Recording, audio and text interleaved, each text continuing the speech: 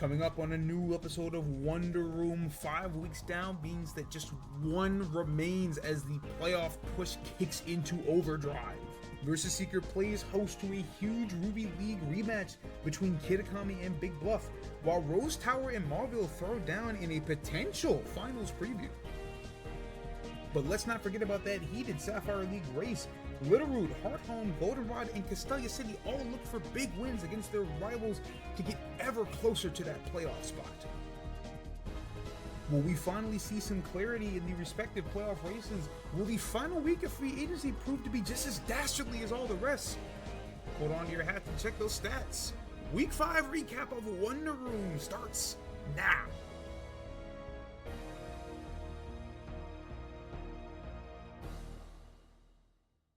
Hello everyone and welcome back to Wonder Room. I'm your host King Vasser. We've got a big episode coming up with just 1 week remaining in the regular season.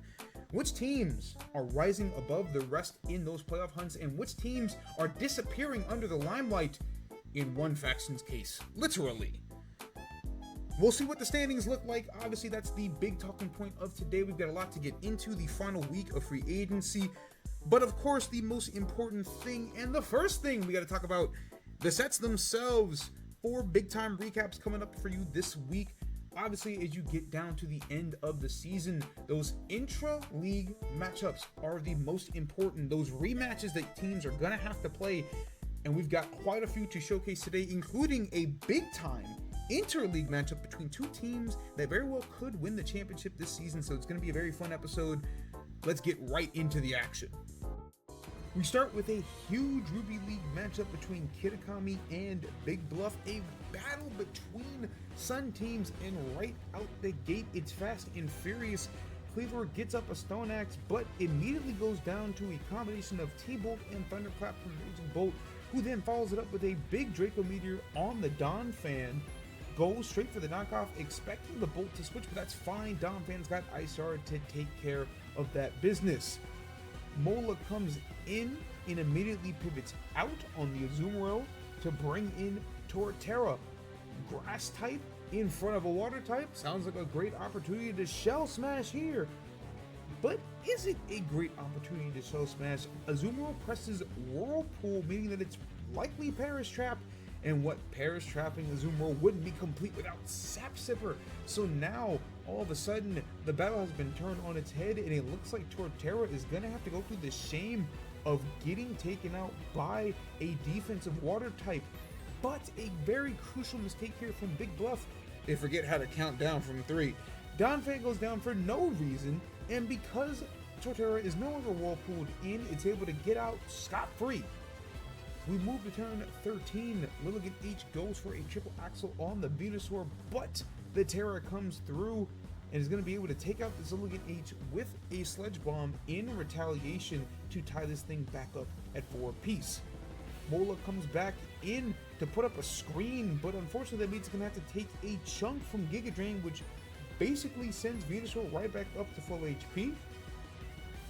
And something's going to have to take the Life Orb Sledge Bombs is going to come out from this Venusaur, so Ninetales gets sacked knowing that the Sun Sweeper is out of commission.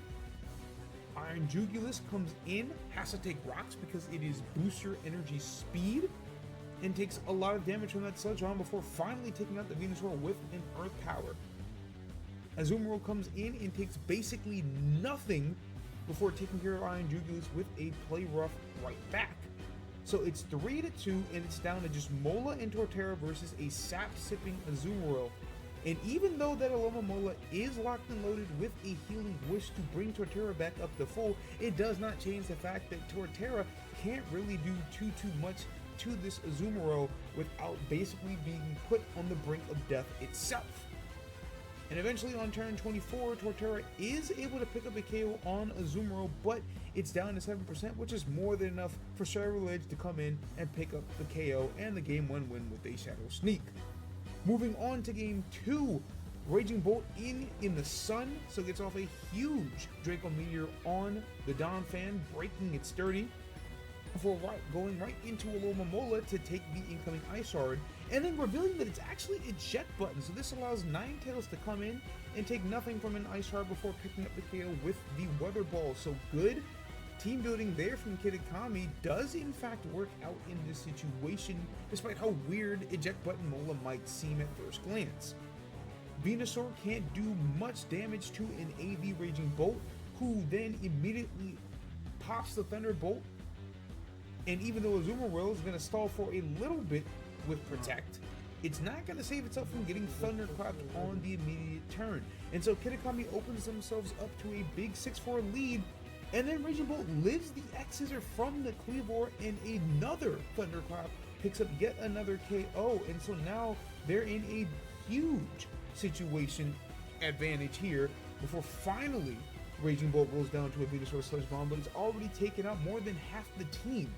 Jugulus comes in, cleans up Venusaur with that Dark Pulse, leaving Moltres to come in, which can take a few Dark Pulses from Iron Jugulus, but not if both Dark Pulses end up flinching it, which they do, so Moltres goes down, and so Kitakami comes up all green in Game 2, winning by a score of 5-0 to completely turn the set right back in their favor.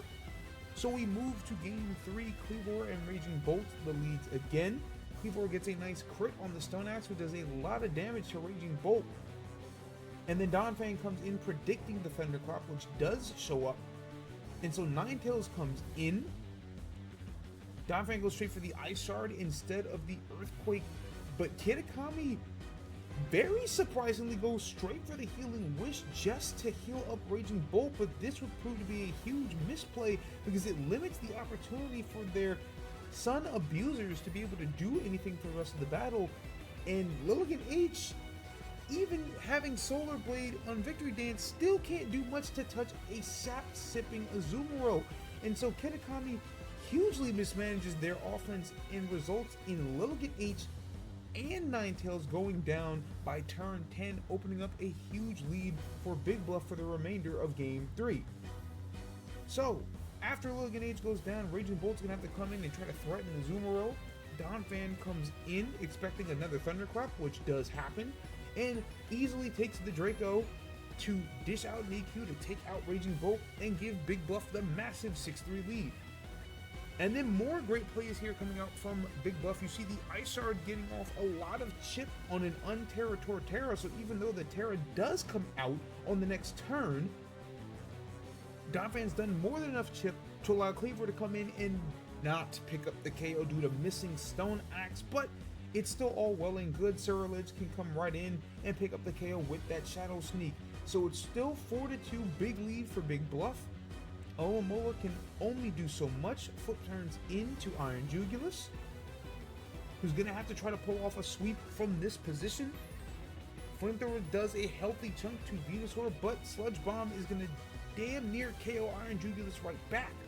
So Jug does get the KO on Venusaur, but it's down to 11%. Mola comes in on the Ceruledge, who just goes straight for the Shadow Sneak, which is all well and good because Mola can only do so much to an Azumarill. It's going to sit in front of it all day, so Mola has to go for the Healing Wish and put it all on the shoulders of Iron Jugulus, who's still going to have to take Rock's Chip anyway and doesn't even get the benefit of a booster. And while Earth Power does lower Azumarill's Spadef, a couple of play roughs is in fact going to seal the game. Jug not even able to pick up the first KO on Azumarill to complete the comeback. And so, Big Bluff picks up a big win on Primetime, pulling off the season sweep of Kitakami. Azumarill and Donphan 3 KOs each. Azumarill with another 3 assists to put up 7 points. And Big Bluff moves to 6-10 on the season with a huge versus Seeker victory. A titanic clash between two teams that very well could be seen in the NWBA Finals. Mauville and Rose Tower, and out the gate, Rose Tower looking to make a statement. Gets off the flip turn on the Lycanroc, expecting the early rocks, and then getting the KO with Hex on Dragapult, so getting out to a very early lead that they would extend after Bulky Feraligatr gets out a big crit on the Tinkaton before going down to a Shadow Ball from Golden Go. Turn 14, Treads comes in. Golden Go back in again after some jockeying back and forth. Picks up another KO with a pair of Shadow Balls, which leads Latios to come in. Zapdos, already weathered down and knocked off, takes rocks before going down to a Latios Thunderbolt. So Cardon has to come in, but it's not Cardon, it's Zoroark getting some chip thanks to being scarfed with the Shadow Ball before going down to the Thunderbolt, which allows Golden Gold to come in. And the Golden Gold is also scarfed, so outspeeds the Latios. Klefki comes in, takes a nice healthy chunk, gets the Spadef drop on top of it. It can only do so much with the foul play, and just like that, Rose Tower concedes the first game to Mauville. We move to turn 13 on game 2 to resume the action. Lycanroc, Dusk, and Treads coming in, but the Treads has Chople Berry. Cherry has loved his berries, and it's proving to be fruitful here. Picks up the KO on Lycanroc Dusk, and then gets some nice chip on Cardot before Treads has to go down to a liquidation. Dragapult comes in, and thanks to that clear body, doesn't have to worry about the web set by Galvantula that came in for the Tinkaton, and gets the revenge KO with the Dragon Darts. Turn 21, Polt lands a Will-O-Wisp on the Zapdos that will no doubt prove to be important for the Hex later on down the line. Feraligatr gets sacked on turn 23 to a Zapdos Discharge, and then a few more turns later, it's Zoroark's turn to go down after getting off some chip on the Latios. Turn 29, Golden Gold tricks the Scarf onto a Dunsparce that has given it a lot of problems, but Cherry reads that and gets off the Earth Power. So it allows Dragapult to come in up 4-2, big lead for Rose Tower. And a few discharges are not going to be able to land a para on Dragapult that's going to get off some good damage thanks to Hex being double damage after the Will-O-Wisp was applied some turns ago.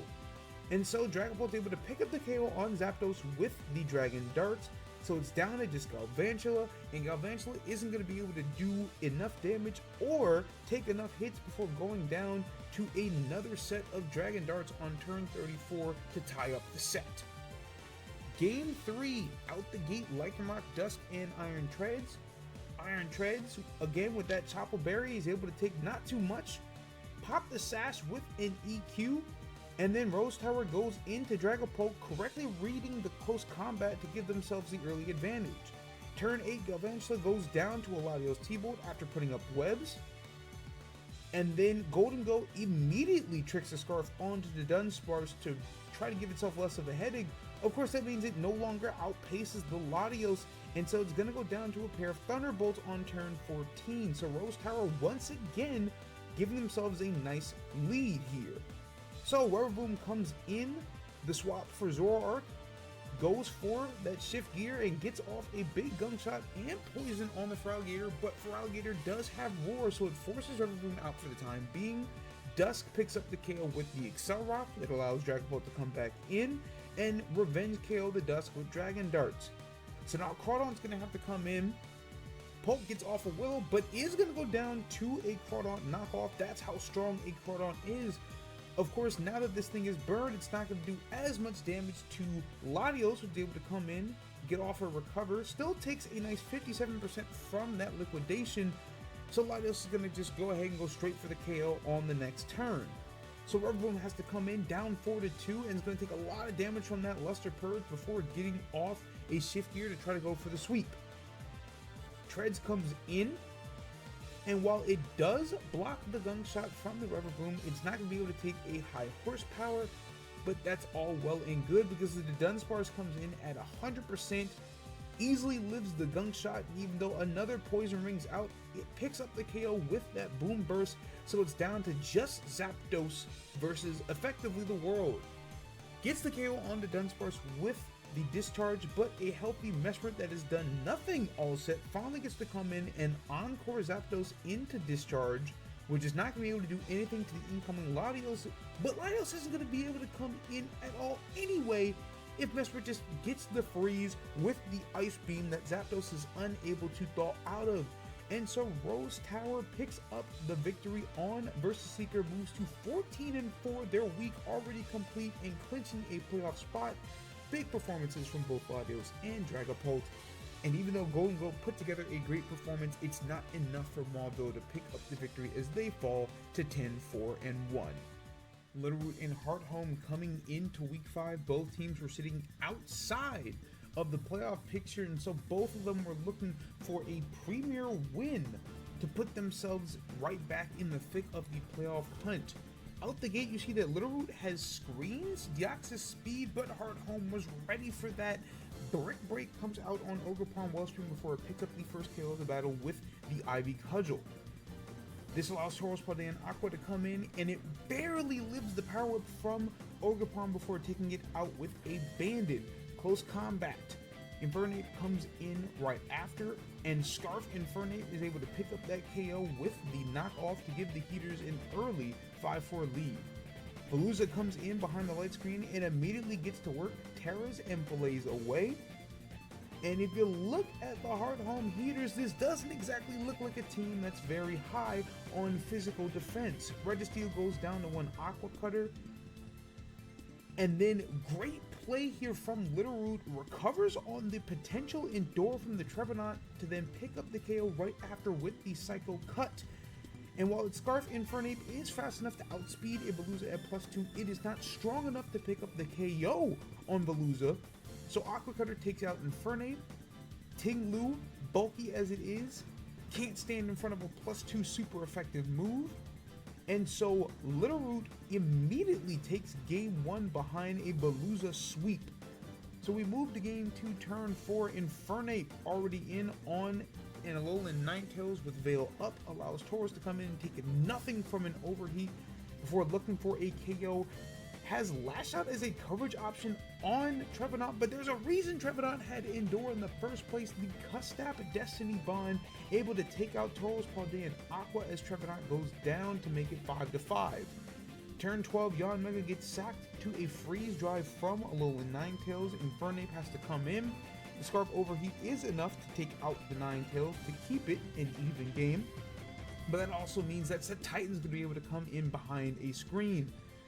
But Liquidation, not the move. Ogerpon's able to come in and then pick up the huge crit to KO Titan from behind the veil, so gives Hearthome a big advantage here in game 2. Turn 21, Infernape is able to trick Scarf onto Pekarunt and is able to deal some decent damage with the overheat right after before going down to a Malignant Chain. Turn 25, Ogerpon gets off an Ivy Cudgel, not enough to KO up the Deoxys speed, but it goes for the teleport, putting it all on the back, or rather the scales of Veluza, who does dodge a Power Whip to deal some good damage to Ogerpon, but unfortunately, there isn't much that can stand in front of an Ogerpon that's going to be faster than just about everything on the field. So Petch goes down on turn 28, Deoxys speed goes down to the rocks right after, so it's all up to Veluza, which does dodge a second Power Whip to pick up the KO on Ogerpon. Tinglu has to come in, dissuade Veluza from going straight for the fillet away.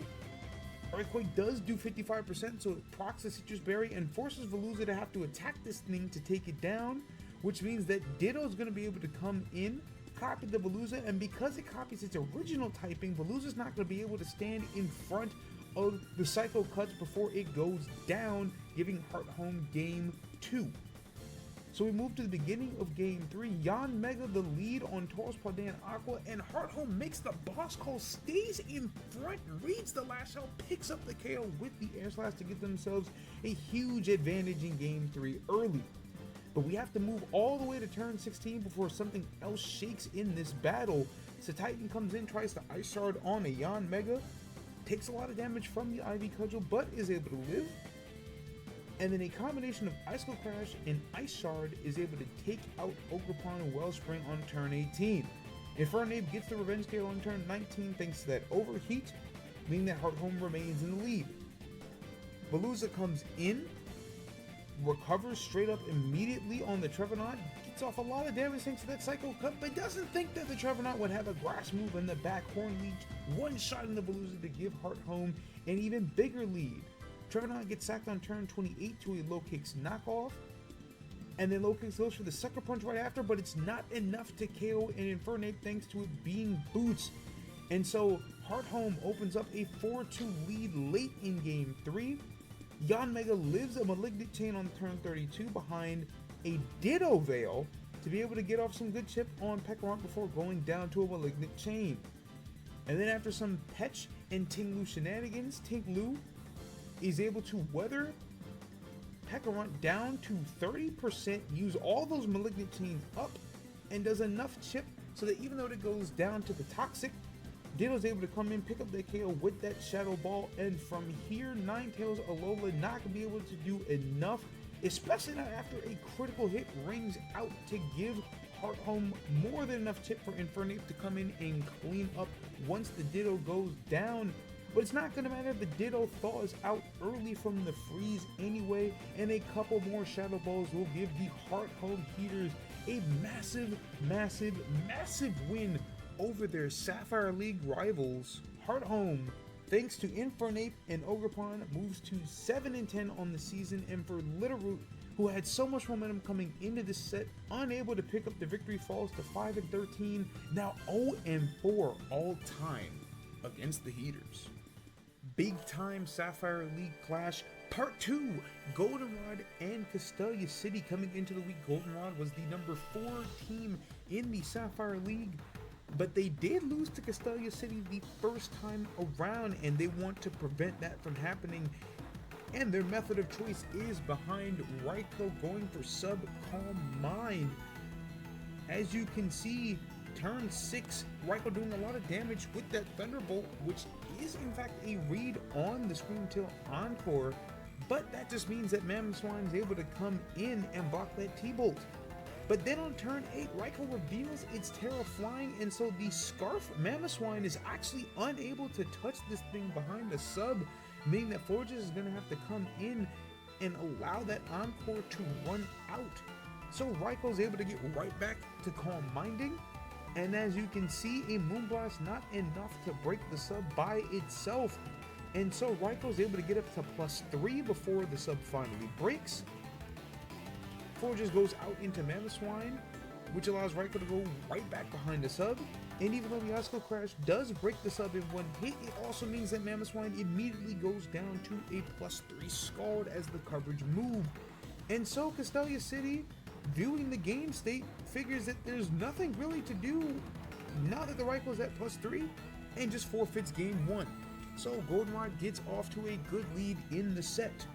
Game 2, Raikou right back behind the sub. Thunder's Eye this time able to get off a taunt, which is read by Goldenrod, but a misplay here on turn 7 goes for the Scald, which does not pick up the KO, and so the Thunder's Eye, which is normally and naturally slower than the Raikou, is able to at least break the sub and knock off the lefties before going down to a T-Bolt. Turn 13, Corviknight takes an Aqua Cutter, U-turns out into Florges, right in front of the Samurott H. And Castelia City sits here and thinks, you know, that Calm Mind business did pretty well for you guys. Let's give our own attempt at it. So Forges is able to Calm Mind up in front of the Armor Rouge, gets up to +2, and unlike a Raikou, a Forges naturally can heal itself thanks to having Synthesis. And so all of a sudden, Goldenrod is on the other side thinking, oh no, no way, we're about to get swept by Calm Mind ourselves. Dreadnought goes down to a Moonblast, and so now Samurott H is going to have to try to flip turn to keep this Forges fairly low. Galar gets sacked to a Moonblast. Samurott comes back in, flip turns back out into Slitherwing, as Forges Calm Mind's up to +3. But Slitherwing doesn't have anything to really hit the Forges, so it has to go straight for the close combat. Forges takes an opportunity to hit another Synthesis to get right back up to 96%. Takes another close combat quite easily before taking out Slitherwing with another Moonblast.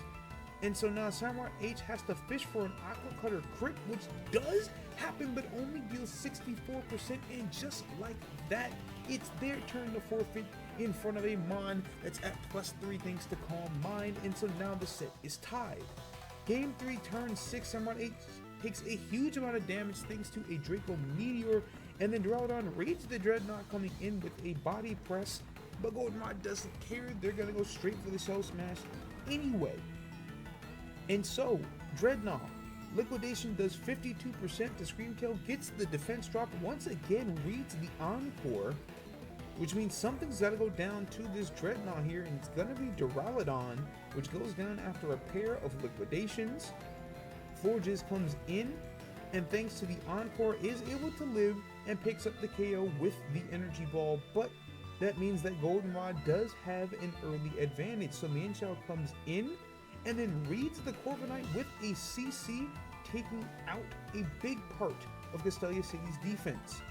Turn 17, Galar comes in as Screamtail goes for a Wish, and then another misplay here from Castelia City, tries to go for the play rough, maybe forgetting that a Golurk is gonna have Poltergeist, pops the Screamtail before Thunderous Eye gets the Revenge KO with that Grass Knot, but that allows Raikou to come in, gets knocked off, deals a lot of damage to the Thunderous thanks to that Thunderbolt. Thunderous Eye then U-turns out into Forges, but Goldenrod reads that and gets a lot of chip on the Forges before Scald is able to pick up the KO right after. And so it's a 4-2 lead for Goldenrod. Defensive Slitherwing has been able to handle Mamoswine all day, so Thunderous has to come in. Does not go down to the close combat, but it's going to take it down to 4%, allowing Raikou to get sacked to a Grass Knot. Slitherwing comes right back in, picks up the KO with the first impression, and so it's now all up to Mamoswine. Icicle Crash lands, does get a flinch, but completely misses the second time, allowing Slitherwing to pick up the KO with the close combat. And so Goldenrod not only avenges their earlier defeat to Castelia City, moves to 8-10 after a solid week 5, 6-5 record since week 2 thanks to a huge day from Raikou, who outduels Forges, and Castelia City unfortunately falls to 5-11-1. Rose Tower would start the week looking to secure a top 3 seed in the Ruby League, and they would start by 2-0ing Big Bluff behind Fraligators 10 points as the new recruit gets the week off right. Rose Tower would continue to play very well against the Ruby League, moving to 13-4 after 2-0ing Anastar, another team looking to move up in the standings. Meowscarada, the potential MVP candidate, scoring 10 points as it tries to make a late season push in award season. Humalao would win over Howley 2-0 and move to 10-6 behind a vintage Haxorus performance, 20 points for the longtime NWBA legend. But Humalao would not stay in winner's lane for long. Literal pulls up the massive upset to move to 5-12 and keep their playoff hopes alive behind Toros, Paldean, and Aqua's 16-point huge performance. Castelia City would finally break their long losing streak by taking down Howley in a 2-1 set. Rotom Mo put together 10 points in a battle between two factions, extremely desperate to pick up a win late in the season. Corway would pick up their biggest win of the season by 2-0ing Sky Pillar Meloetta, 22 total points in what might be the biggest performance of its entire career. Hardhome would fight valiantly, but would be unable to pull off the upset against Mauville, who moves to 12-4-1 and just about secures a top 3 seed in the Sapphire League. Goldenrod Shiny Leafs would fall to the Spirit Pillar Stratagems 2-1 behind Thunder Wave Ironhead Jirachi the Classic, putting up 10 points in Game 3 by itself. Castelia City would fail another chance at Mauville, falling 2-1 in what would have been a massive upset. Mauville securing that top 3 seed after moving to 13-4-1 on the season. And finally securing their strong week would be Corway after 2-0ing Kitakami, moving to 8-10 and putting themselves in the driver's seat in the Ruby League wildcard race. Alright, now let's roll into our league coverage for week 5. Spoiler alert, the standings haven't really gotten much clearer. In fact, there is some history to be made throughout the entire standings, but we're going to get into that in just a little bit. So let's go ahead and take a look at where we stand as far as the league standings go after 5 weeks of play. The top 3 teams in the Ruby League remain as they have just about the entire season, Lavender Town still holds the lead at 15-3, but they sit just one game ahead of Rose Tower after going 3-1 in Week 5, whereas Rose Tower went 4-0. Sky Pillar still occupies the number 3 spot at 12-6 after also going 3-1 in Week 5, and all three of those teams have officially clinched playoff berths for Season 8. In the case of Lavender Town and Rose Tower, they have both already avoided being placed in the wildcard round, and Sky Pillar needs just half a game, whether that is a win, a pull-away loss, or a technical draw against one of their opponents. They will move into the top 3 officially and be locked there for the playoffs. Pull-away emerges as the clubhouse leader to make the wildcard round after pulling ahead of that logjam at 5-9. They went 3-1 on the week, including scoring big upsets against Sky Pillar and Himalaya, so kudos to them.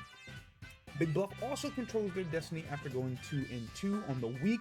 That big win over Kitakami proving to be the most crucial and the reason why they currently still occupy the number 5 spot in the Ruby League. Anastar at 6-12 drops down to 6 and currently sit outside of the playoff picture after going 1-3 on the week. Kitakami and Haoli both went winless in Week 5, so they sit at 5-13 and 4-14 respectively. However, all 5 of the teams that have not clinched playoff berths are still in playoff contention. Even Haoli, they sit just 3 games behind Big Bluff. Obviously, with 4 games left to go in the season, that means a lot, but that means that Haoli is not out of the woods just yet. Kitakami and Anastar also very much have fighting chances to make the wild card. So while Korway and Big Bluff did pull ahead, they have to keep their feet on the gas because they have not clinched anything yet. They simply have better odds as it currently stands. Over in the Sapphire League, things once again feel very, very similar to the Ruby League. Spirit Pillar, Mauville, and Himalaya have all clinched playoff spots. Spirit Pillar going undefeated once again, sitting at 17-1. Just 3 wins means that they would officially be the 6th faction all time to win 20 or more matches in a single season. And if they were to somehow go undefeated, they would break the record for best win-loss record in a regular NWBA season. Obviously, seasons 1 and 2, we did not see a standard 22-match schedule. Mauville at 13-4 has officially avoided the wildcard round, much like Spirit Pillar, after going 3-1 on the week. And while Himalaya could still slip into the wildcard, it looks very unlikely after going 2-2 in Week 5. They need just 1.5 games to avoid that wildcard spot. Goldenrod and Hearthome have the inside track to wildcard. Both of them went 2-2 on the week. Goldenrod now sits at 8-10. Hearthome sits at 7-11. Mount Steel disappeared in Week 5. That is not an exaggeration. Rain just did not show up at all in the Battle Frontier, meaning that this team has now endured 9 straight losses, and what once looked like an extremely promising season for the Mount Steel Maulers has completely gone up in smoke. Their GM abandoning the team effectively. There is still a chance if Rain does show up in Week 6, but if she didn't show up in Week 5, then you probably wouldn't want to bet on her showing up in Week 6. Castelia City and Littleroot also sit outside of the playoff picture. Castelia City going 1-3 in Week 5, and they sit at 5-12-1. While Littleroot did in fact continue to garner momentum, had 2 monster upsets against Himalaya and Lavender Town of all teams to go 2-2 on the week, but that loss to Hearthome being the most brutal of defeats, meaning that they still sit outside of the wildcard picture. But much like in the Ruby League, all 5 of those teams that have not clinched the playoffs are still in contention, meaning that for the first time in NWBA history, all 16 teams have either clinched the playoffs or is still in playoff contention heading into the final week of the season. So we are due for a wild ride in the final week of the regular season. Not a whole lot of movement in the top of our power rankings for Week 5. The top 2 teams are the 2 teams that have been there the entire season, Spirit Pillar and Lavender Town. For the stratagems, could make history. Like we said in the standings portion, just 3 wins gets them into the 20-win faction club, and an undefeated week gives them a record that we have not seen a team ever get in NWB history, 21-1. Whether they pull that off remains to be seen, but if anybody can pull it off, it is Blades and this roster that he has constructed. For Lavender Town, another ribbon loading. That's the question for Nico, who's already gotten 2 in his career. If they can keep pace with Rose Tower, it's theirs. They have the inside track. But speaking of Rose Tower, who moves up to number 3 of the power rankings in the playoff form, that's where they already are. They've already gotten some huge wins under their belt this season, including beating Mauville on Versus Seeker. This is a team rolling into the playoffs with a ton of momentum on their side, regardless of how things look in week 6, barring a complete disaster. Those are the teams you have to worry about the most. For Mauville, who drops down just 1 spot to number 4, seeding basically secured. Unless Spear Pillar goes completely winless and Mauville goes undefeated in week 6, they are just about locked into the number 2 spot in the Sapphire League, so it is probably best to look ahead to their upcoming playoff matchups. For Sky Pillar, who sits at number 5, sitting pretty. They are currently the number 3 in the Ruby League. It would require basically winning the lottery-esque luck for them to not avoid the wildcard round, but also it would take a big fall from both Lavender Town and Rose Tower for them to move up to the number 1 spot in the Ruby League. So much like Mauville, they're basically already looking ahead to their upcoming playoff matchup. Humwell is in a very similar spot at number 6 in the power rankings still. Just handle business. Just don't completely blow it in week 6, and you've got your top 3 spots secured. For Goldenrod, gotta tread water.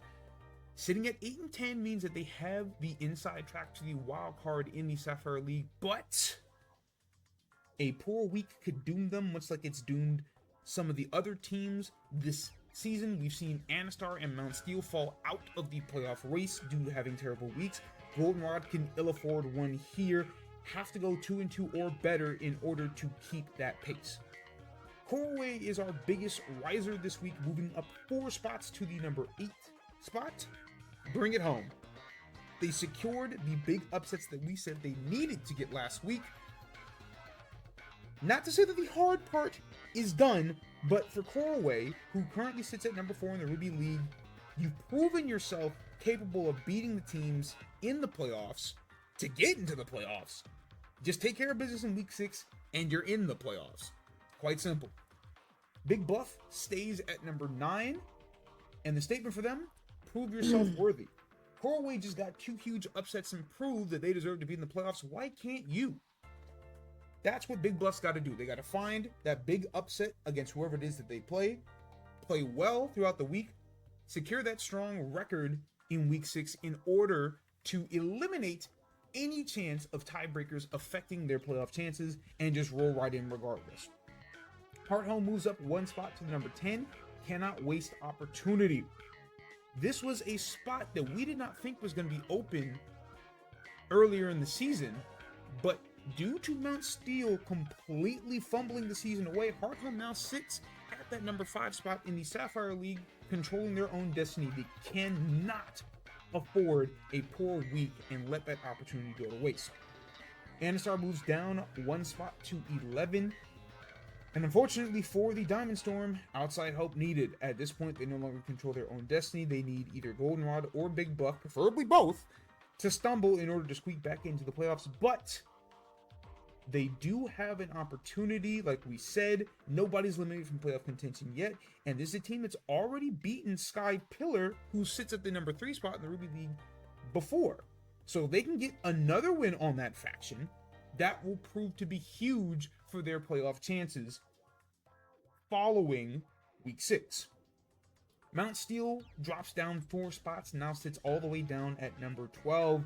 It is a shame to think that this team was at one point sitting in the top 5 in the power rankings and in the overall standings, and there's no other way to say it.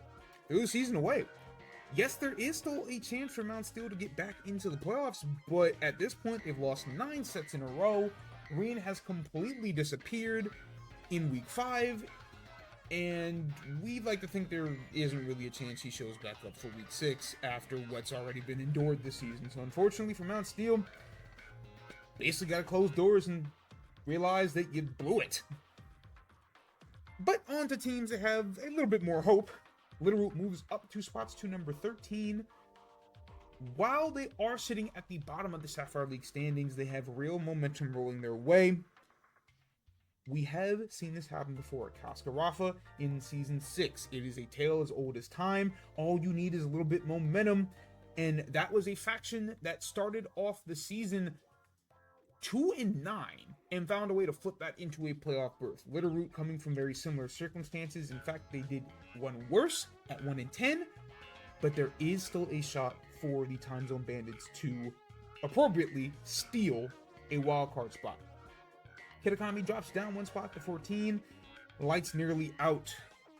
Kitakami has tried with the electric terrain, completely tore down the roster, tried to rebuild it as a Sun team, but things just have not worked out the way that the Kyodai have wanted them to. And while they still do have a shot at the playoffs, it's looking pretty grim. Castalia City moves up 1 spot to 15. Must-win rematches. There's no other way for the Castalia City Mammoth Swines to make the playoffs unless they win both of their Sapphire League matches this upcoming week, and probably need to win both of their interleague matchups as well. But for the Mammoth Swines, there's no other way to put it. You gotta beat the Sapphire League if you want to make the playoffs in the Sapphire League. For Haoli, who drops down to the final spot in the power rankings, never say never. Kegs already scammed a few teams out of important wins this season that would have put them in a much better situation playoff-wise. Could Haoli repeat that again in Week 16 and somehow, some way, re-summon the will of the Cascarafa Cyndaquils? If anyone's going to do it, probably be Keg. It was a very dominant week with the same 6 or so mods as you look at the Week 5 stats leaderboard. Meloetta of Coralway emerging as the #1 mon in KOs on the week with 15. Tallspadan Aqua of Littleroot continues its torch stretch in the back half of the season with 14 KOs. Haxorus of Humalao finally gets its breakout week, as we come to expect every season, with 13 KOs. Tying it in third with Como of Skypillar, who also finally had its breakout performance. And get your party poppers, because Ice-Q has finally emerged as an actual Pokemon under Keg's ownership, putting up 11 KOs for Howley Good for 5th in the league this week. Metagross, also of Coralway, led all mons with 10 assists. Tinglu of Hearthome came in second with 9. And then Chansey of Humalao, Duraludon of Castalia City, and Rhyperior of Spearpillar all putting up 8. Interesting that Chansey and Rhyperior were on opposite teams earlier this season. Now, swapping teams afterwards, still very good at putting up assists. Meloetta also led all Pokemon this week in points with 28. Como and Tauros Aqua tied in second with 26 each. Haxorus came in 4th with 24, and then Ice-Q coming in 5th again with 18. Jirachi of Spearpillar led all mons in points per game with a whopping 10. It played 1 set, got 5 KOs, and no deaths, meaning that's 5 KOs and 10 points. Good enough. Tauros Aqua coming in second with 5.2. Haxorus with 4.8, good enough for third. Como coming in 4th with 4.33. And then Metagross, actually, in 5th with a flat 4 points per game. Jirachi also led all mons in KOs per game, thanks to having that 5 KO performance in one single game, actually, not even a set. Tauros Aqua came in second with 2.8. Haxorus coming in third with 2.6. Ice-Q coming in 4th this time with 2.2 flat. And then Como coming in 5th with 2.17. There's been a ton of movement on the MVP ladder as we move into the final week of the season. Azelf has lost its top spot on the perch for the Ruby League, dropping all the way down to 3, while Latios and Meloetta, who were 2 and 3 last week, move up to 1 and 2, respectively. That being said, this is effectively a 3-way tie. Latios currently sits number 2 in KOs in the Ruby League, number 1 in points, and number 1 in usage rate. Meloetta sits number 1 in KOs, while number 2 in points and usage rate, while Azelf sits number 3 in KOs and points and number 4 in usage rate. But again, as we talked about last week, the reason why Azelf had the top spot was because its teammates weren't nearly as much in the MVP contendership as Latios and Meloetta's. Now, Azelf did have a poor week, that's why it drops down to number 3, but again, these mons are all basically right near each other, if not exactly on top of each other as far as KOs and points are concerned. So as it currently stands, whichever mon has the best week 6 will probably walk away as most likely to win MVP, but it is a complete toss-up up to this point in time. The number 4 and number 5 spots on that ladder are actually new Pokemon. Dragapult of Rose Tower emerges at number 4, currently ranks number 4 in KOs, number 6 in points, and number 3 in usage rate in the Ruby League. Now, again, there is that interesting caveat of Dragapult being a top 5 MVP candidate, while Latios sits at number 1. That looks a little bit weird. For the sake of argument, Latios has been absolutely dominant since being acquired by Rose Tower, but again, the presence of Dragapult might take away votes from Latios. Walking Wake emerges as the number 5th mon on the Ruby League ladder, number 5 in KOs, number 8 in points in the Ruby League, has been one of the biggest reasons for Big Bluff being able to be in the playoff hunt, and actually one of Wake's best seasons, if not its best season entirely in the NWBA. It's nice to see this mon finally actually put in a lot of consistent work as opposed to just being a band sponge and not much else. Over in the Sapphire League, Jolteon now takes over the top spot, 2nd in KOs, 4th in points, number 1 in usage rate in the Sapphire League. Jolteon didn't actually have a very good week 5, but it moves up in the MVP ladder due to the emergence of Iron Valiant continuing its impressive stretch of play. Like we mentioned before, one of the biggest deterrents to a mon winning MVP is having a teammate on the same team that also does extremely well. And that is the reason Lycanroc Dusk, despite still being number 1 in points and number 1 in assists in the league and top 2 in usage rate and top 10 in KOs, drops down to number 2 because Iron Valiant is really surging up the ladder. Iron Valiant not present on the MVP ladder currently, but we wouldn't be surprised to see it emerge in the top 5 following week 6. Darkrai and Tornadus still occupy spots 3 and 4, however Darkrai has now jumped Tornadus Therian after taking over in KOs and points. It is now number 1 in KOs, number 2 in points in the Sapphire League, while Tornadus Therian sits number 2 in KOs and number 3 in points. Again, these two mons are gonna end up cannibalizing votes for each other, especially given that Tornadus Therian offers some defensive utility that's not really gonna show up on the stat sheet, but if you watch the matches, you'll know how important that mon is for Spirit Pillar. So unless Darkrai goes completely off in week 6, Spirit Pillar might not end up with that MVP award. And we have another new entry to the MVP ladder. Number 5 in the Sapphire League now belongs to Raikou of Goldenrod, currently sitting at number 6 in KOs, 7 in points, and 4 in usage rate for the team that currently sits number 4 in the Sapphire League standings. It's been the longest tenured mon on that Goldenrod roster this season and is their current points leader. So while its numbers aren't as gaudy as some of the other MVP contenders in the league, it has been the most important mon for Goldenrod, a team that is right on the precipice of the playoffs, and so that's why it moves up to number 5 on our latest edition of the MVP ladder. After 4 weeks of Rose Tower and Sky Pillar trading the Pokemon of the Week back and forth, the Ruby League finally sees a new team get the award. Coralway Workers, represented by Meloetta. 15 KOs and 28 points for both tops in the entire league in week 5. Its 3.5 points per game were top 4 in the Ruby League, and it sported a 1.8 KOs per game as well.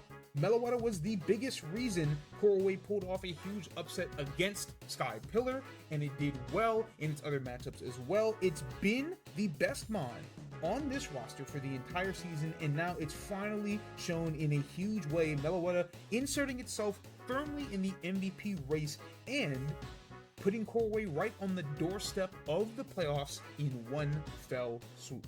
Your Sapphire League Pokemon of the Week in week 5 goes to Tauros, Paldean Aqua of the Little Time Zone Bandits. 14 KOs was second in the entire league. Its 26 points were tied for second in the entire league. And its 5.2 points per game and 2.8 KOs per game were both standalone second in the entire league. Duel and Aqua has been arguably the biggest reason the Leaderboard time zone bandits have been able to contend for a playoff spot in the second half of the season. It has been their most consistent piece of offense, even with mons like Yoxa Speed and Titan on the roster, and it has paid off in a big way after being a mid-season acquisition through free agency. If the time zone bandits are going to end up making the playoffs and pulling off a miracle run, it's going to be behind their strong bull, who's been making waves over the entire back half of the season. Boy, it's out the mud. We got ZU moment of the week. What the fuck was that? You're smoking dust. Your week 5 ZU moment of the week is actually something quite different than what we've seen all season. Typically, when we get to ZU moment of the week, we like to talk about complete missteps, right? Somebody bringing an illegal team, or an illegal Terra, or something of that. We didn't see any of that in Week 5, and it would be really, really lazy to just point and laugh at Mount Steel for a minute and a half for basically throwing their season away by not showing up. Because teams, unfortunately, have done that before in NWBA history. What we want to talk about today is yet another incident, and we put that in very heavy quotation marks, involving Haoli, because this one isn't really a true ZU moment of the week, but we have to talk about NWBA history, dubious or otherwise. So we take you to Lavender Town versus Haoli. Very important context, Nico has been on vacation this entire week. He's literally on a cruise ship as he is playing the set. He has very limited Wi-Fi minutes, but coming into the set, he has about 2.5 hours to work with. So, on turn 37 of this set, it's 3-3, and Suicune comes in. And from this point on, it is a complete stall fest. And truly, honestly, this is the win condition that both teams kind of have to play for. Hydrapple has a really good matchup into the final 3 members of Lavender Town's team. If Keg plays his cards absolutely right, he can in fact emerge as the victor, because Suicune can't touch Vaporeon, and Hydrapple is Nasty Plot, so as long as it keeps Giga Drains in the back, it can in fact take this team down, but it has to play absolutely perfectly. And truth be told, the NWBA is an amateur league. We don't really have the skills at large to play this as optimally as possible. But we do know a stall fest when we see one. And at the end of the day, 159 total turns were taken in Game 2. A new NWBA record, shattering the record that was set last season by Kitakami and Miss Stroughton, which went to 122 turns. And you can't really blame either team here. Both of them have a win condition that basically comes down to PP stall.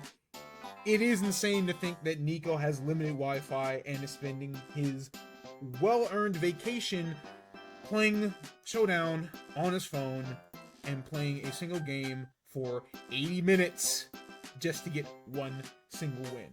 But as we all know, it takes all sorts in the NWBA, and that is how we ended up with the single longest game in the history of the entire association.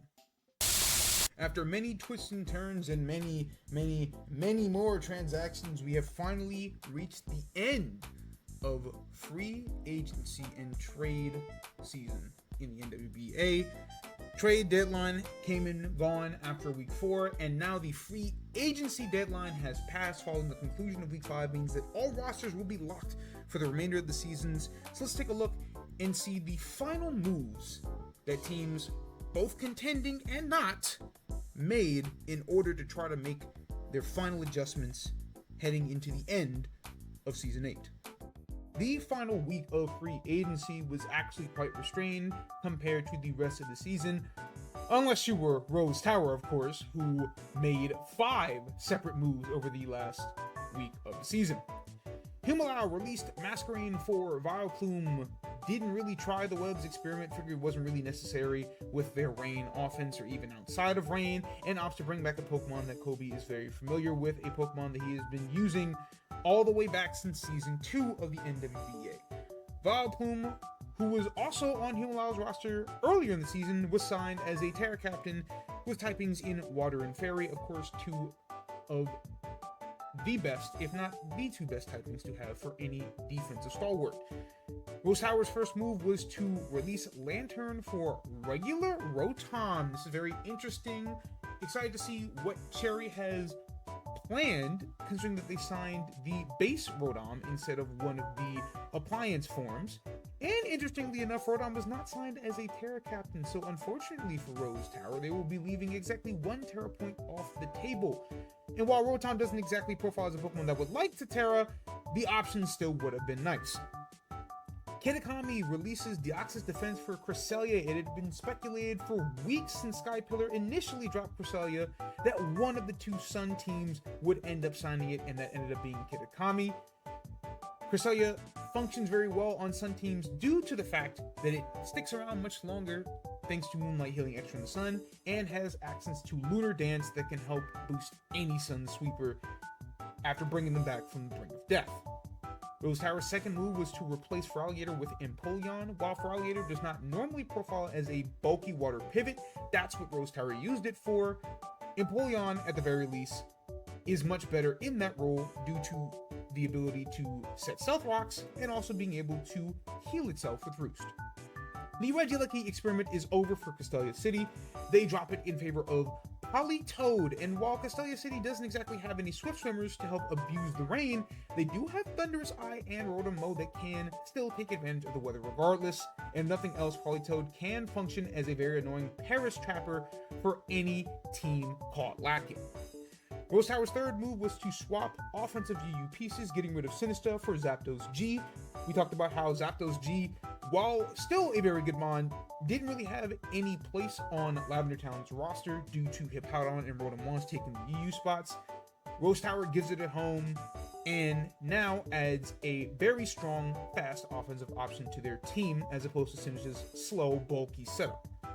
Kitakami was the final team to release a mon for itself, dropping Ninetales to change up its Terra types, making it Terras in Grass and Psychic, arguably more questionable than its previous Terra types, but regardless, Kitakami has a plan for what it wants to do. At the very least, Ninetales does have Psychic moves that it can utilize Stab for. Rose Tower's fourth move was to drop Terrakion for Porygon Z. Terrakion and Zapdos G effectively do the same thing. They have the same typing, but Zapdos G can pivot around, Terrakion cannot. That's what gives Zapdos G the leg up. And Rose Tower figures, at the very least, Porygon Z is going to hit like a nuke with that adaptability, so they add another very strong attacker to their team. Goldenrod releases Dreadnought to sign Indeedee Male, so they are going to be the ones to try Psychic Terrain this go around. Dreadnought wasn't really doing it as a Shell Smash sweeper without Terra. Indeedee Male at the very least can function without it, and Armor Rouge and Iron Crown are on this roster, so Goldenrod can make it work, even though it has a bit of anti-chemistry with Dragonite and Slitherwing with their priority moves. Rose Tower's final move was then to drop the Dunsparce for Tauros Paldean Blaze, so they are one of two teams this season that will actually be operating without a second NU in favor of having a third PU, and it does provide a bit of a tactical advantage because that gives them an opportunity to have 3 PU Terra Captains, which Rose Tower did with Tauros Paldean Blaze, giving it the typings Electric and Ground. Not exactly the first two types you think when you think of Tauros Paldean Blaze, but it's important to remember that this mon can be pretty defensive as well thanks to Intimidate and access to Will-O-Wisp. We will see if Rose Tower picked up Tauros specifically for potential playoff matchups. Skypillar released Slowbro G for Pawmot. Slowbro G, while decent defensively, didn't really move the needle. Pawmot gives this team something that it was sorely lacking, which is another mon above 100 speed and a strong priority move. Pawmot, we've seen before, can be a pretty strong attacker, and Skypillar opted to make it a Terra Captain with typings in Electric and Fighting, so going dual stab, Pawmot having Double Shock, meaning that Terra Electric Double Shock hits very hard and also can be pressed multiple times consecutively, and then Fighting just to help boost close combat, and Iron Fist boosted Mach Punches a little bit further. The final move of Week 5 was Humalao dropping Bramblegas for Toxicroak, so the second team to only employ one NU on the roster. Toxicroak being brought in as a Pokemon that can abuse the rain a little bit thanks to its dry skin ability. Humalao did employ Toxicroak earlier in the season, but didn't really utilize it, decided to spin back around and make it a Terra Captain with typings in Fighting and Dark. Important to know that Toxicroak has many priority moves at its disposal, so Terra Fighting boosted Vacuum Wave and Terra Dark boosted Sucker Punch are very much on the table for this team in the future. And with free agency finally complete, we take a look at the final roster moves tally for each team in Season 8. Most teams finished with 6 or less roster moves, starting with Anastar and Big Buff, who both finished with 5 in total. Never made more than 2 moves in a given week, felt pretty comfortable about their rosters, but weren't afraid to make a few moves here and there. Corway finished with 6. 5 of those moves came within the first 2 weeks of the season. And makes sense, Corway got off to a very poor start, but once they started to figure things out roster-wise, the team really started getting it rolling. Makes sense, they only made 1 move over the final 3 weeks of free agency. Holly made just 3 total moves over free agency, and that all came in week 4 when Keg took over for Dancy. And it's pretty interesting to note that Keg also didn't feel too bad about Dancy's roster. Only 3 total moves were made at all, so he still felt pretty good about what he was operating with, or at the very least didn't care enough to try to overhaul the roster completely. Kitakami made more moves than any team in Season 8, making 20 in total. Even more impressively when you consider they didn't make any moves over the first week of the season. They were one of just 3 factions that put up 6 or more moves in a given week, and week 4 was the elephant or albatross in the room, whichever you want to call it. 8 total moves. Does make sense in the context that Kitakami started with an electric terrain team, and then fully built an electric terrain team, and then tore it all down to try to build a sun team. Lavender Town was one of just 2 factions that made 1 total move all season, that coming in week 4 when they dropped Zapdos G for Suicune. Makes sense that the team that had arguably the best draft of the entire league didn't want to make really any roster moves at all. Rose Tower comes in 2nd place as far as total moves made with 19. They never made less than 2 moves in any given week, and they made a grand total of 15 over the final 3 weeks of free agency. Were they all worth it? Only Rose Tower can say, but this is a team that is currently sitting 14-4, so we'd like to think that those moves are pretty worth it. Sky Pillar was another faction that finished with exactly 6. They made 4 over the course of the first 2 weeks of the season, and then just 2 for the rest. Makes sense. Sky Pillar really started getting things going starting in week 3, so the few roster moves that they did make turned out to be pretty impactful. Castelia City made 4 total moves over the course of the season, all of them coming in the final 3 weeks of the season. They felt comfortable about their draft, but as the season started to slip away, they realized some changes needed to be made. Should they have made more moves? Again, only they can say for certain, but it is notable that they only really started making moves once they realized that they weren't keeping pace with the rest of the Sapphire League. Goldenrod made 10 total moves, including 4 over the first week of the season, including before the season even began. This checks out. Goldenrod didn't really like the way their draft went, and also started very poorly on the season. As the wins started coming, the roster turnover started to lessen and lessen. These things check out. Hearthome was the 2nd faction that made exactly 1 move all season, that being the trade they made in week 4. So Hearthome actually the only team that did not make a single free agency move all season. No signings, no releases. Humalao's 18 total moves was 3rd over the course of the entire league. Never went a week without making less than 2 moves, including making 11 in weeks 2 and 3 combined. Winterroot made 6 total moves, all of them coming in the first 3 weeks of the season, but once Tauros, Paldean, Aqua, and Veluza were on the roster, they stopped making moves, and it ended up paying pretty big dividends for them. That's when the wins started rolling in. Mauville made just 2 moves all season, coming in weeks 2 and 3. Makes sense. Again, much like Lavender Town, this was a team that felt pretty strongly about their draft and was very good throughout the entire season, so it makes sense they wouldn't want to change the roster too much. Mount Steel ended up making 11 total moves, which is impressive considering that they've pretty much only been operable for 4 weeks. But Rain made a lot of roster decisions early in the season, making 9 in total. And while they were in fact working out, because this was a faction that started off 6-3, it then begs the question, was it actually just boredom that doomed this team, or were they just trying to buy some time before the bottom fell out entirely? Lastly, you've got Spear Pillar, who made 13 total moves. Week 2 in particular was the crazy one where they made 6 in total, but overall didn't make that many more moves outside of it. It felt like they made more moves than they did, but in reality, they just made a ton of trades. And at the end of the day, they have the best record in the NWBA after 5 weeks, so it looks like it all worked out in the end. So with all that done, let's go ahead and take a look into what week 6 has in store for us. Not only looking at the schedule and what our primetime matchups are going to be, but also the playoff clinching scenarios for every team heading in to the final week of the season. Both 1 seeds and all wildcard spots are up for grabs. And like we said earlier, every team is still in playoff contention. So let's go ahead and look into those numbers and see who is going to have the best chance of representing themselves in the playoffs for Season 8.